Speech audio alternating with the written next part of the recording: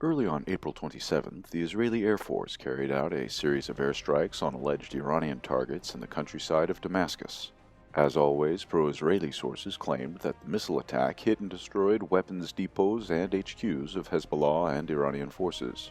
Syrian state media reported that 3 civilians were killed and 4 others wounded in the villages of Hujariya and Adliya as a result of the strike.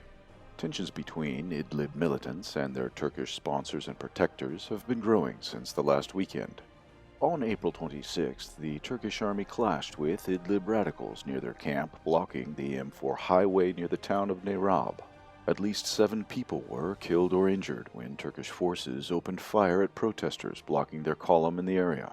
According to pro-militant sources, Turkish troops tried to remove the protest camp from the area in order to expand the chunk of highway used for joint patrols with the Russian military police.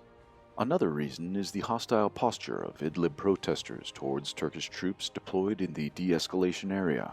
Earlier in April, Hayat Tahrir al-Sham militants deployed at the highway and recorded a video threatening to behead Turkish soldiers. Ankara likely opted to give a lesson to its resistive proxies. However, the situation went out of control. Hayat Tahrir al-Sham militants shelled a Turkish observation post south of Neyrab with mortars, injuring a Turkish soldier. He was evacuated by military helicopters to Turkey. The clashes continued with at least 2 drone strikes on Hayat Tahrir al-Sham positions near the village of San. 2 militants were killed in the attack.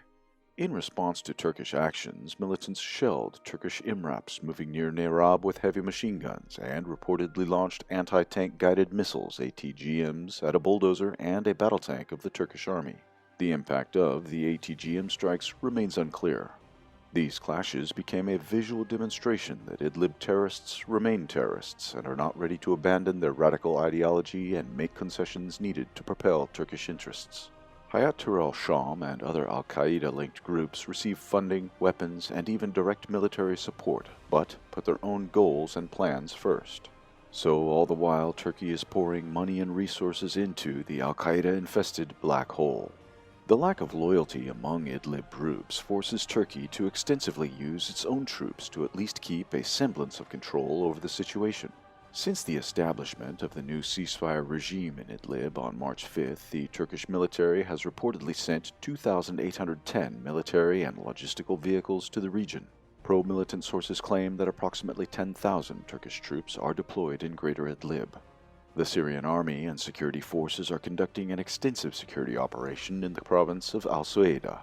Government forces neutralized a criminal gang in the town of Salkhad, seizing a large number of firearms, ammunition, hand grenades, and improvised explosive devices. Despite this, the gang leader, Norwas Araidi, was able to flee. Pro-government sources claim that some local armed groups posing as the local self-defense forces are in fact criminal organizations. The relative stabilization of the situation in southern and central Syria allowed the Damascus government to allocate additional resources to combat this organized crime. Nonetheless, if large-scale military hostilities once again resume in western or northeastern Syria, organized crime will have another chance to lift up its head in the relatively calm areas.